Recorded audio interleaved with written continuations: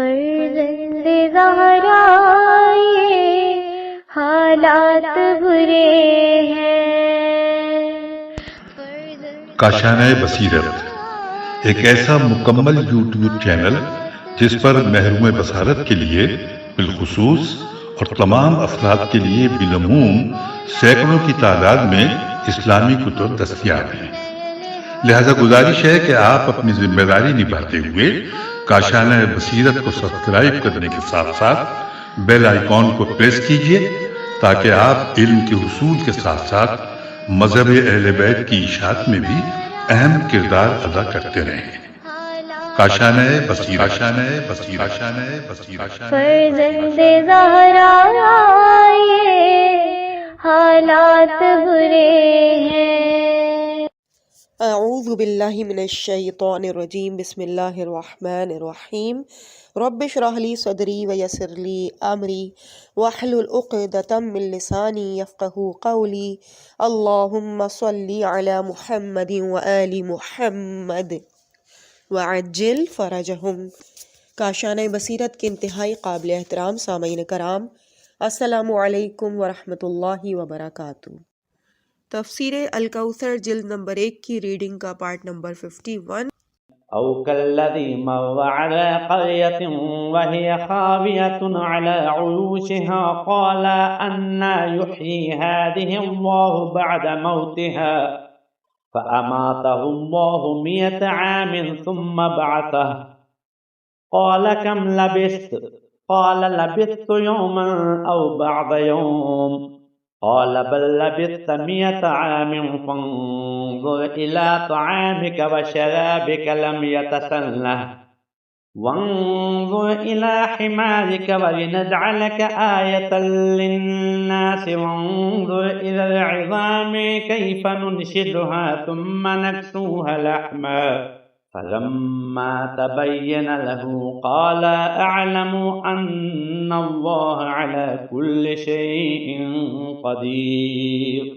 یا اس شخص کی طرح جس کا ایک ایسی بستی سے گزر ہوا جو اپنی چھتوں کے بل گری ہوئی تھی، تو اس نے کہا اللہ اس اجڑی ہوئی آبادی کو مرنے کے بعد کس طرح سے دوبارہ زندگی بخشے گا۔ پس اللہ نے 100 برس تک اسے مردہ رکھا، پھر اسے دوبارہ زندگی دی۔ اس سے پوچھا بتاؤ کتنی مدت مردہ رہے ہو؟ اس نے کہا 1 دن یا اس سے کم۔ اللہ نے فرمایا نہیں بلکہ 100 برس مردہ پڑے رہے ہو، لہٰذا ذرا اپنے کھانے پینے کی چیزوں کو دیکھو جو سڑی نہیں، اور اپنے گدھے کو بھی دیکھو، اور ہم نے یہ اس لیے کیا تاکہ ہم تمہیں لوگوں کے لیے نشانی بنائیں، اور پھر ان ہڈیوں کو دیکھو کہ ہم انہیں کس طرح سے اٹھاتے ہیں، پھر ان پر گوشت چڑھا دیتے ہیں۔ جب اس پر حقیقت عیاں ہو گئی تو اس نے کہا میں جانتا ہوں کہ اللہ ہر چیز پر قدرت رکھتا ہے۔ تشریح کلمات: خاویتن، خا واو یا، خالی ہونا، ویران ہو کر گر پڑنا۔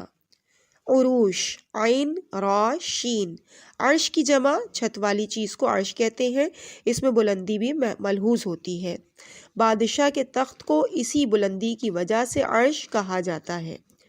سنہ، سین نون یا، سن سے مراد ہے وہ کھلا راستہ جو متغیر نہ ہو، اسی لیے ناقابل تغیر روش کو سنت کہا جاتا ہے۔ وَلَن تَجِدَ لِسُنَّتِ اللَّهِ تَبْدِيلًا، سورہ احزاب آیت نمبر 62۔ اور اللہ کے دستور میں آپ کوئی تبدیلی نہیں پائیں گے۔ اس آیت میں لم یتسنہ متغیر شدہ کے معنوں میں آیا ہے۔ ننشز، نون شین زا، بلند ہونے اور ابھرنے کے مفہوم میں استعمال ہوا ہے۔ تفسیر آیات: قرآن مجید نے نہ اس نبی کا نام لیا اور نہ اس بستی کا، البتہ روایات میں اختلاف کے ساتھ اس نبی کا ذکر آیا ہے۔ حضرت ابراہیم، حضرت امام جعفر صادق علیہ السلام سے مروی ہے کہ یہ نبی حضرت عزیز علیہ السلام تھے۔ عزیز سلسلہ بنی اسرائیل کے ایک پیغمبر ہیں جو 5ویں صدی قبل از مسیح میں مبعوث ہوئے۔ آپ علیہ السلام کو کاتب توریت ہونے کی حیثیت سے بھی خاصی شہرت حاصل ہے۔ یہی قول حضرت علی علیہ السلام اور حضرت ابن عباس سے بھی منقول ہے۔ دوسرا قول یہ ہے کہ وہ ارمیہ نبی تھے جو 7ویں صدی قبل از مسیح میں مبعوث ہوئے۔ یہ قول حضرت امام باقر علیہ السلام سے مروی ہے۔ اس بستی کے بارے میں بھی اختلاف ہے۔ اکثر کے نزدیک یہ یروشلم یعنی بیت المقدس ہے جسے بخت نصر بابلی نے 586 قبل مسیح میں تباہ کیا تھا۔ سابقہ آیت میں توحید کا ذکر تھا۔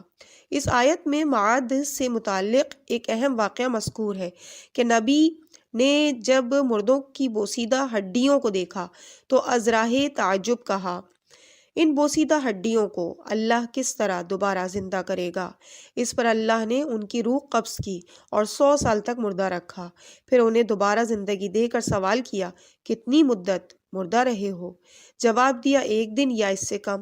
اس جواب سے معلوم ہوتا ہے کہ قبض روح اور دوبارہ زندہ کرنے کا وقت مختلف تھا۔ مثلا صبح کو روح قبض کی گئی تھی اور جب دوبارہ زندہ کیا گیا تو شام کا وقت تھا۔ اسی وجہ سے نبی کو شک پیدا ہوا کہ دوبارہ زندگی اسی روز ملی ہے یا 1 دن بعد۔ البتہ یہ بات واضح ہو جاتی ہے کہ اس نبی کو اس بات کا ادراک ہوا تھا کہ مرنے کے بعد زندہ ہوا ہوں۔ دوبارہ زندگی ملنے کے بعد 3 باتوں کا جواب مل گیا۔ ایک تو یہ کہ مدت گزرنے کے بعد دوبارہ زندگی دینا ممکن ہے۔ ثانیاً یہ کہ اللہ بوسیدہ ہڈیوں کو کس طرح دوبارہ زندہ کر دیتا ہے۔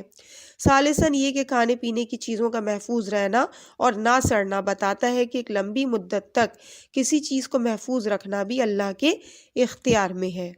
یعنی ایک طرح کے ماحول میں گدھے کی ہڈیاں تک بوسیدہ ہو جاتی ہیں، جبکہ کھانے پینے کی چیزیں جو جلدی سڑ جایا کرتی ہیں 100 سال تک تازہ حالت میں باقی رہتی ہیں۔ تفسیر المنار میں یہ موقف اختیار کیا گیا ہے کہ اس نبی کی روح قبض نہیں کی گئی تھی بلکہ انہیں اصحاب کہف کی طرح ایک قسم کی نیند میں رکھا گیا تھا اور 100 سال بعد ہوش میں لایا گیا۔ تعجب کا مقام ہے کہ یہ حضرات بلا ضرورت ایسی تعویلات کے مرتکب کیوں ہوتے ہیں؟ کیا اللہ مردے کو دوبارہ زندہ کرنے پر قادر نہیں یا کوئی اور مجبوری لاحق ہو گئی ہوگی جس کی وجہ سے یہ تعویل کرنا پڑ گئی؟ نیز یہ تعویل آیت کے سیاق و سباق کی بھی صریحاً خلاف ہے۔ نمبر 1، در حقیقت اس نبی کے ذہن میں یہ خیال یا یہ سوال پیدا ہوا تھا کہ اللہ مردوں کو کس طرح سے زندہ کرتا ہے۔ اس سوال کے جواب میں اللہ نے خود انہی کی روح کو قبض کیا، پھر انہیں عملاً دوبارہ زندہ کر کے فرمایا اس طرح زندہ کرتا ہے۔ لیکن اگر انہیں خواب میں رکھا گیا ہوتا تو یہ اس سوال کا جواب نہیں بنتا، کیونکہ طویل خواب سے بیدار کرنے سے مردوں اور بوسیدہ ہڈیوں کو دوبارہ زندگی دینا ثابت نہیں ہوتا، نیز سو کر اٹھنا تو روز کا معمول ہوتا ہے۔ یہ کوئی قابل ذکر بات ہی نہیں۔ نمبر 2، نبی کی زبان سے لفظ موت بعد موتھا جس معنی میں استعمال ہوا ہے، اللہ کی زبان سے فَأَمَاتَهُ اسے مردہ کر دیا بھی اسی معنی میں استعمال ہو رہا ہے۔ نمبر 3، فَانظُرْ إِلَىٰ حِمَارِكَ اپنے گدھے کو دیکھو۔ معلوم ہوتا ہے کہ گدھے کی بوسیدہ ہڈیوں کو اس بات کی دلیل کے طور پر دکھایا جا رہا ہے کہ سائل کو اسی قسم کی حالت سے دوبارہ زندہ کیا گیا ہے۔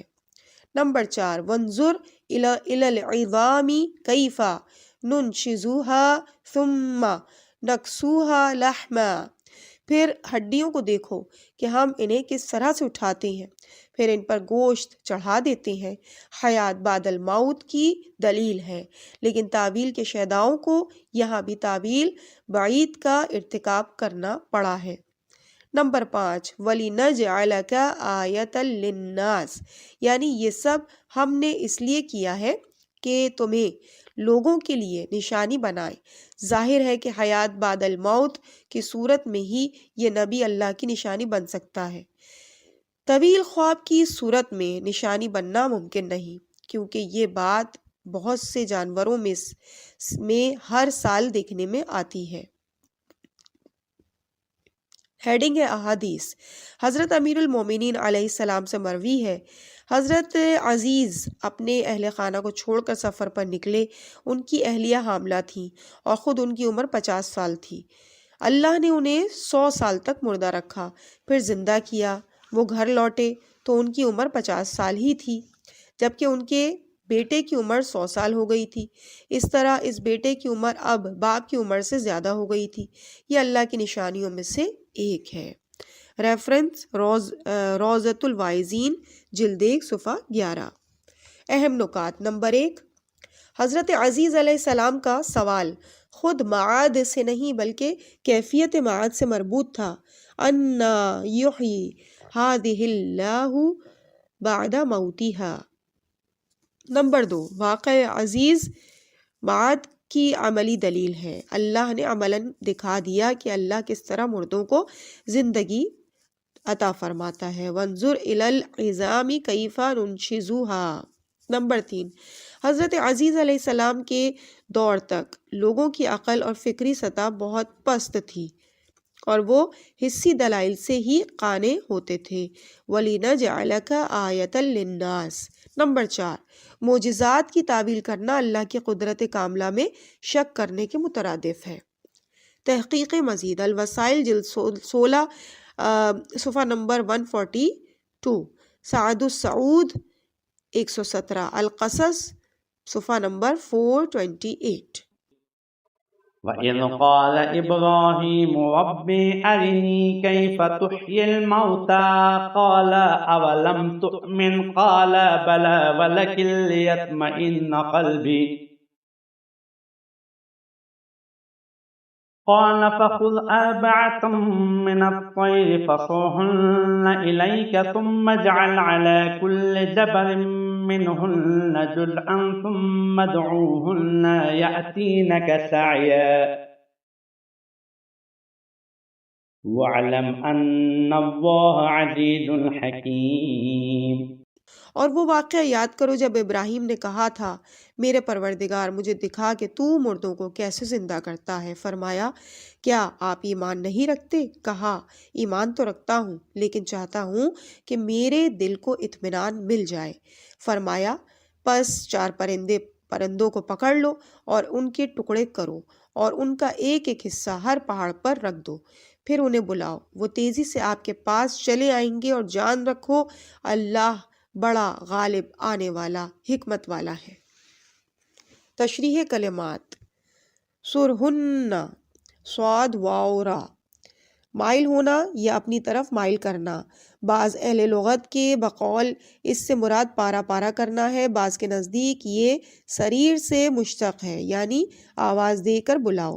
آیت میں الہ کے ساتھ متعدی ہونے کی وجہ سے اکثر مفسرین نے پہلے معنی کو ترجیح دی ہے، لیکن ہمارے نزدیک دوسرے معنی پارا پارا کرنا کو ترجیح حاصل ہے، کیونکہ دوسرے دلائل کے علاوہ روایت معصوم میں بھی مذکور ہے کہ سرہن سے مراد ٹکڑے کرنا ہے۔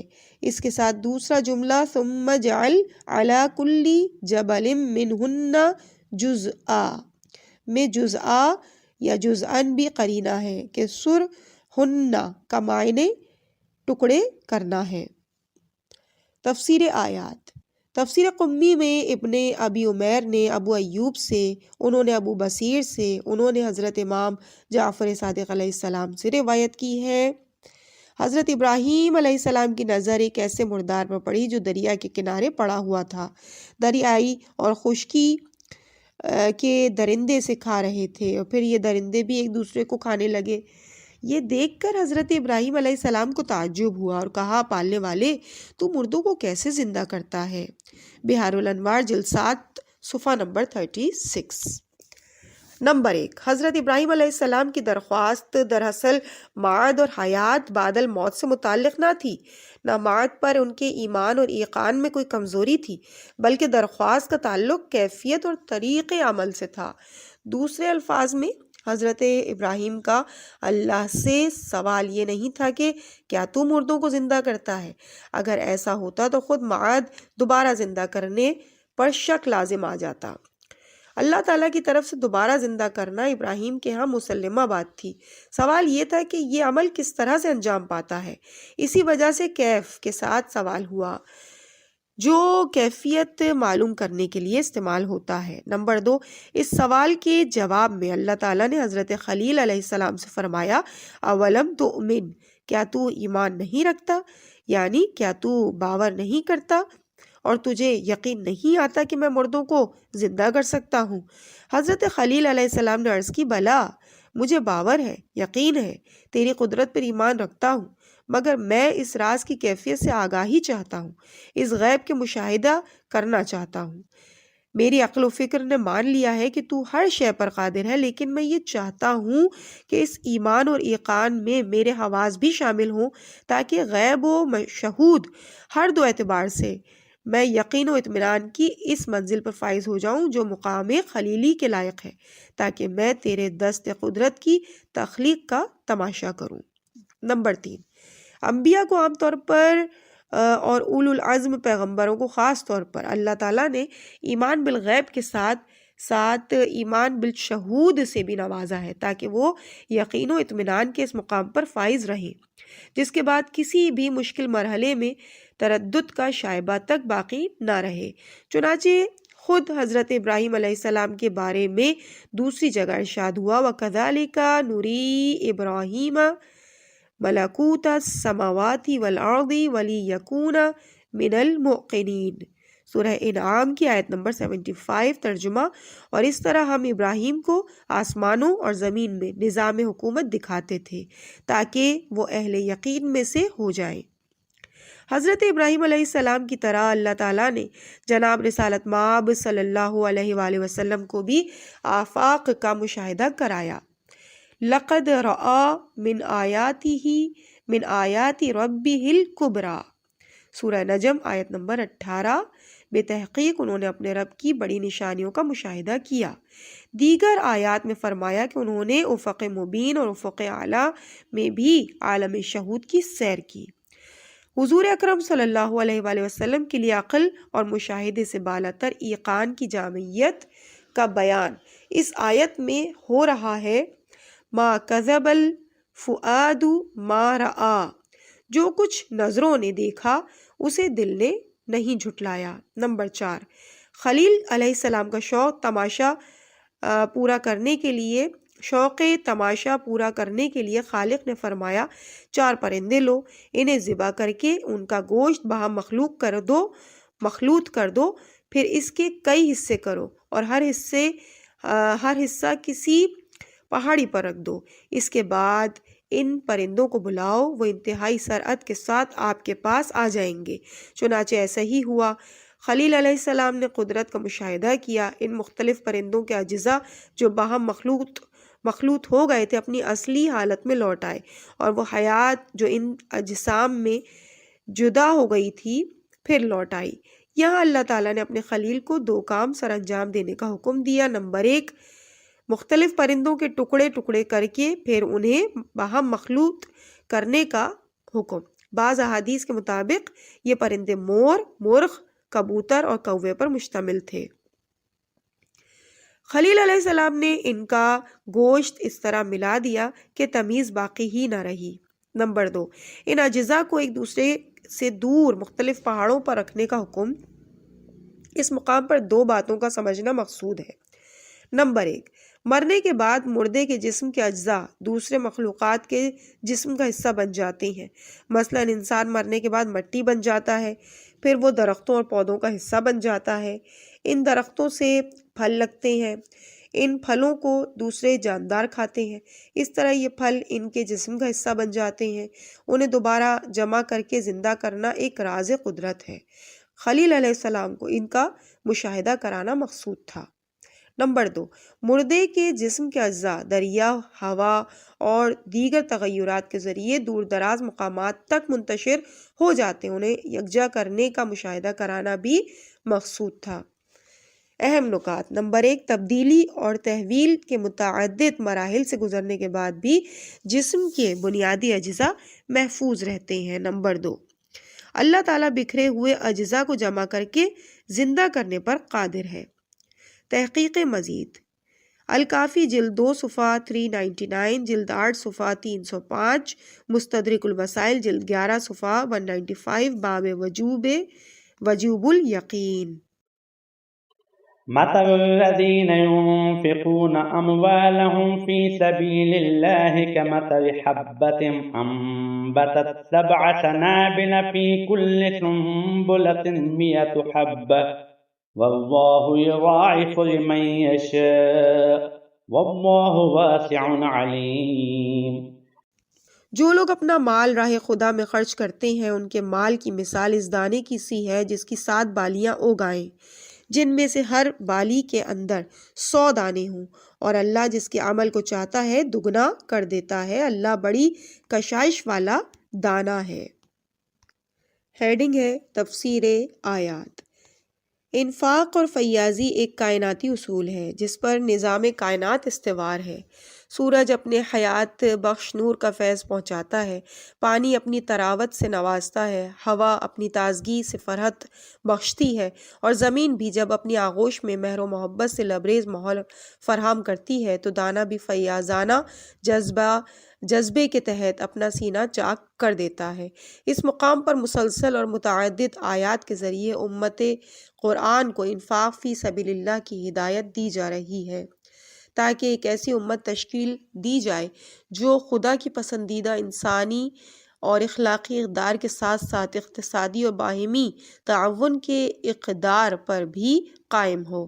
اسلام سے پہلے غریب طبقہ سود اور استحصالی نظام میں پس رہا تھا۔ اسلام نے اس طبقے کو اقتصادی غلامی سے نجات دلا کر اس کے انسانی احترام کو بحال کرنے کے لیے انفاق پر زور دیا۔ ایسا انفاق جو محبت و اخوت کی فضا میں ہو، نیز جو انفاق کرنے والے کے لیے تہذیب نفس اور لینے والے کے لیے باوقار ذریعہ زندگی ہو۔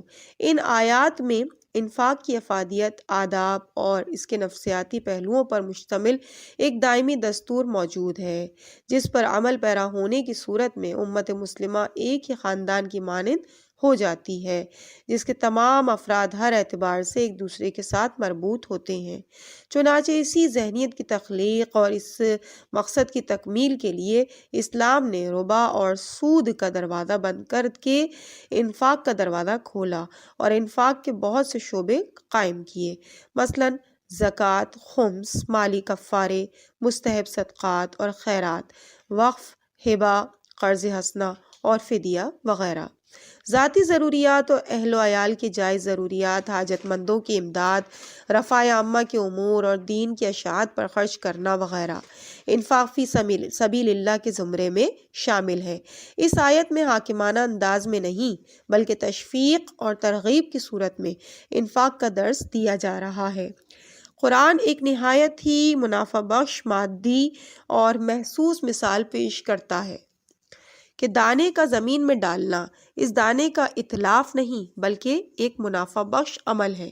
جس طرح مادی زندگی میں بیج کا ایک دانہ 100 دانے دے سکتا ہے، بالکل اسی طرح راہ خدا میں خرچ کرنے میں بھی مال ضائع نہیں ہوتا بلکہ خرچ کرنے والا 700 گنا ثواب کی شکل میں اسے دوبارہ وصول کرتا ہے۔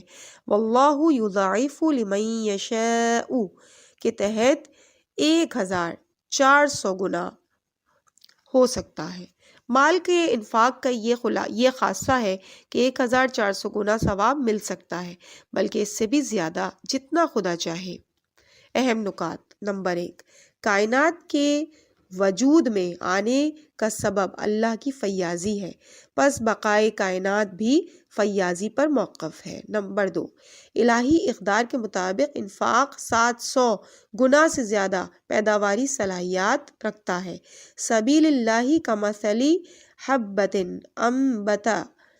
انبتت 7 سنابل فی کل سنبلۃ 100 حبہ واللہ یضاعف لمن یشاء۔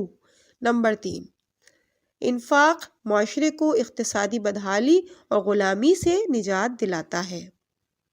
ہیڈنگ تحقیق مزید۔ بہار الانوار جلد نمبر 93 صفحہ 141، باب نمبر 15 آداب الصدقہ، سعد السعود صفحہ نمبر 195۔ الذين ينفقون أموالهم في سبيل الله ثم لا يتبعون ما أنفقوا منا ولا أذى لهم أجرهم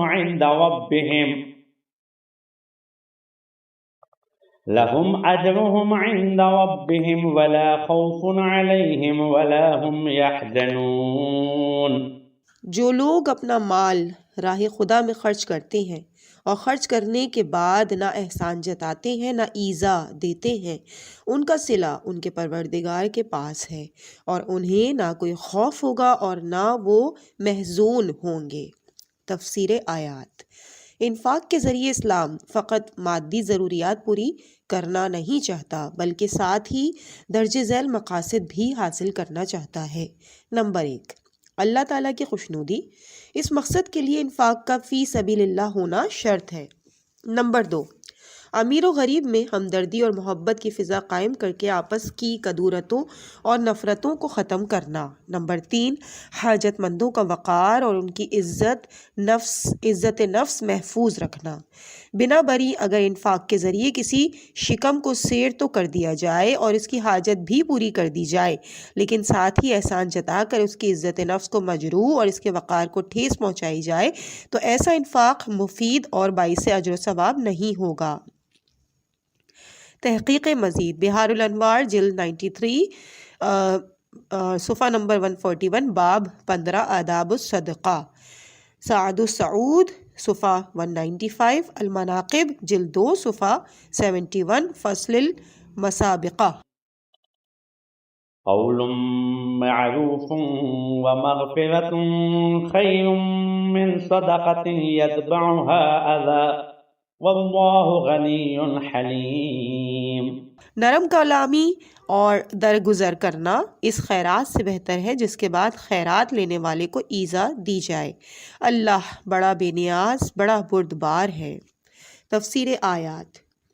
کسی حاجت مند کے سوال کا اچھے پیرائی میں جواب دینا یا اس کے لیے دعا کرنا، نیز غیر مؤدبانہ انداز میں سوال کرنے والے شخص سے درگزر کرنا اس بات سے بہتر ہے کہ اسے کچھ دے کر بعد میں طعنے وغیرہ کے ذریعے اسے ایذا پہنچائی جائے اور اس کی عزت نفس مجروح کی جائے۔ دوسرے لفظوں میں، اگر کوئی شخص کسی حاجت مند کی مادی مدد نہ کر سکے تو کوئی مضائقہ نہیں، لیکن سائل کی معنوی اور نفسیاتی حوصلہ افزائی تو ایک ضروری امر ہے، اور یہ غیر مادی کمک اس مادی تعاون سے بہتر ہے جس میں سائل کی عزت نفس مجروح ہو جائے۔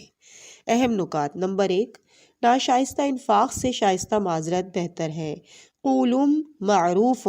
نمبر 2، اللہ کے حضور اپنی نیاز مندیوں کو مد نظر رکھتے ہوئے ضرورت مندوں سے مناسب سلوک کرنا چاہیے، واللہ غنی حلیم۔ يا أيها الذين آمنوا لا تبطلوا صدقاتكم بالمن والأذى كالذي ينفق ماله رياء الناس ولا يؤمن بالله واليوم الآخر فمثله كمثل صفوان عليه تراب فأصابه وابل فتركه صلدا لا يقدرون على شيء مما كسبوا والله لا يهدي القوم الكافرين۔ اے ایمان والوں، اپنی خیرات کو احسان جتا کر اور ایذا دے کر اس شخص کی طرح برباد نہ کرو جو اپنا مال صرف لوگوں کو دکھانے کے لیے خرچ کرتا ہے اور وہ اللہ اور روز آخرت پر ایمان نہیں رکھتا۔ بس اس کے خرچ کی مثال اس چٹان کی سی ہے جس پر تھوڑی سی مٹی پڑی ہو اور اس پر زور کا مینہ برسے اور اسے صاف کر ڈالے۔ اس طرح یہ لوگ اپنے اعمال سے کچھ بھی اجر حاصل نہ کر سکیں گے اور اللہ کافروں کی رہنمائی نہیں کرتا۔ تشریح کلمات۔ صفوان، صاد فا واو، صاف اور چکنا پتھر یا چٹان۔ وابل، واو با لام، زور کی بارش۔ صلدن، صاد لام دال، وہ چکنا پتھر یا چٹان جس پر کچھ پیدا نہ ہو سکے۔ تفسیر آیات۔ نمبر 1، احسان جتانا بدخصلت، گھٹیا اور کم ظرف ہونے کی علامت ہے۔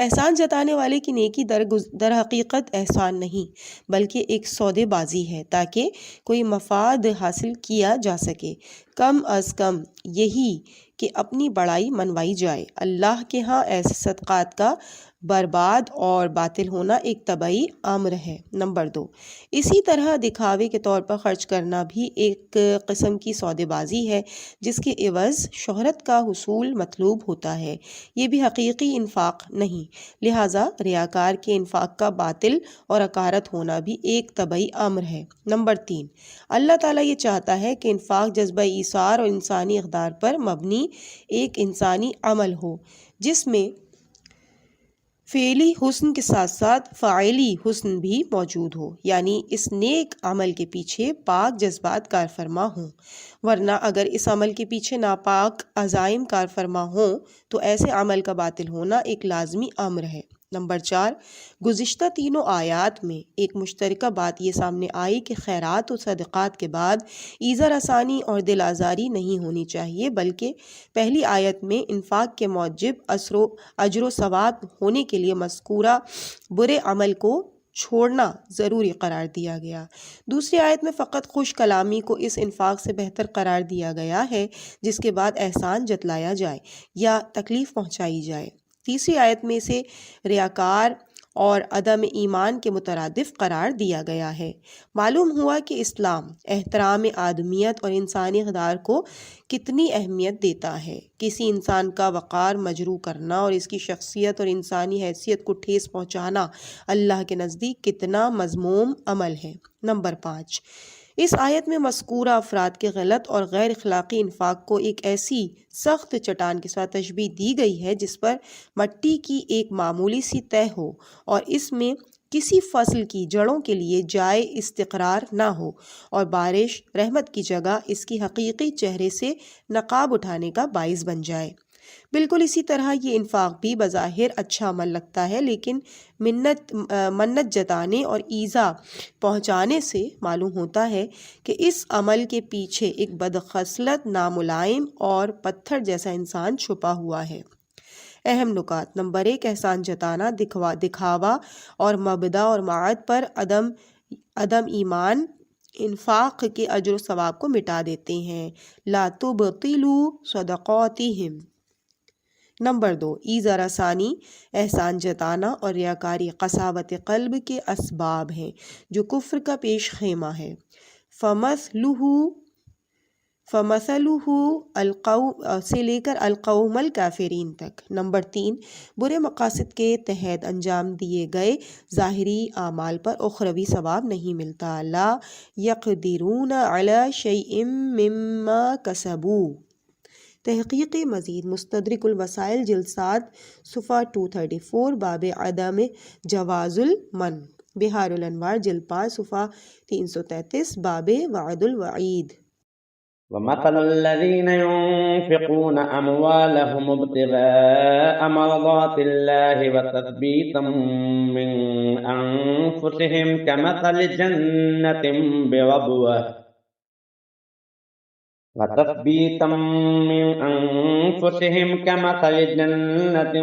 بربوة أصابها وابل فآتت أكلها ضعفين فإن لم يصبها وابل فطل والله بما تعملون بصير۔ اور جو لوگ اپنا مال اللہ کی خوشنودی کی خاطر اور ثبات نفس سے خرچ کرتے ہیں ان کی مثال اس باغ کی سی ہے جو اونچی جگہ پر واقع ہو، جس پر زور کا مینہ برسے تو دوگنا پھل دے، اور اگر تیز بارش نہ ہو تو ہلکی پھوار بھی کافی ہو جائے، اور اللہ تمہارے اعمال کو خوب دیکھنے والا ہے۔ تشریح کلمات۔ ربوہ، را با واو، بلند جگہ یا ٹیلا۔ ربا بھی اسی سے مشتق ہے، چنانچہ سود خور کی مالی طاقت میں روز بروز اضافے کے پیش نظر سود کو ربا کہتے ہیں۔ طل، تو لام لال، لام، بہت ہلکی بارش، طل الارض، زمین پر اوس پڑی۔ تفسیر آیات۔ انفاق کی مثبت اور نتیجہ خیز صورت پیش کی جا رہی ہے کہ اگر اس نیک عمل کے پیچھے اللہ تعالیٰ کی خوشنودی جیسے پاک عوامل اور جذبات کار فرما ہوں اور انفاق کے بعد بھی یہی پاک جذبات نیک نیتی قائم رہے اور پھر نہ احسان جتلایا جائے اور نہ ایزر آسانی ہو، تو ایسا انفاق معاشرے اور لوگوں کے اذہان و قلوب پر گہرے اور مثبت اثرات مرتب کرتا ہے، کیونکہ اس عمل کی جڑیں بہت گہری ہوتی ہیں جو اس انفاق کے پیچھے نہ سخت چٹان سے ملتی ہیں جس سے وہ سوکھ جائے اور نہ اس کے چہرے پر ہلکی مٹی کا نقاب ہے جو مینا سے دھل جائے، بلکہ وہ ایسی زرخیز مٹی اور اونچی جگہ پر واقع ایسے باغ کی طرح ہے کہ بارش اس کی مٹی کو بہا کر نہیں لے جا سکتی بلکہ اسے سرسبز و شاداب بنا دیتی ہے اور اس کی پیداوار کو دگنا کر دیتی ہے۔ اس پاک اور زرخیز زمین کے لیے تو ہلکی بودا باندی بھی کافی ہوتی ہے۔ پاک جذبات کے تحت ہونے والا انفاق زرخیز باغ کی طرح ہے۔ یہ باغ قلب مومن کی سطح مرتفع پر واقع ہونے کی وجہ سے ہر قسم کی گندگی سے پاک ہوتا ہے، فیاض بھی ہے اور حصول فیض کے لیے مناسب بھی، اور ذرا سی نمی سے سرسبز و شاداب ہو جاتا ہے۔ اہم نکات: نمبر 1، اعمال کے نتیجہ خیز ہونے کے لیے حسن فعلی کے ساتھ ساتھ حسن فاعلی بھی شرط ہے۔ ابتغاء مرضات اللہ وتثبیتا من انفسہم۔ تحقیق مزید: تفسیر العیاشی جلد 1 صفحہ 148 سورہ بقرہ۔ تفسیر الفرات ذیل آیا۔ تفسیر القمی قصۃ و بخت نصر صفحہ 86، شواہد التنزیل جلد 1 صفحہ 134 و سورۃ البقرہ صفحہ 86۔ عزیز سامعین، اس مقام پہ ہم ریڈنگ کے اس پارٹ کو یہیں پہ مکمل کرتے ہیں۔ انشاءاللہ اس سے آگے کی ریڈنگ آپ کے سامنے اگلے پارٹ میں پیش کی جائے گی۔ مجھے اپنی دعاؤں میں یاد رکھیے گا۔ والسلام علیکم ورحمۃ اللہ وبرکاتہ۔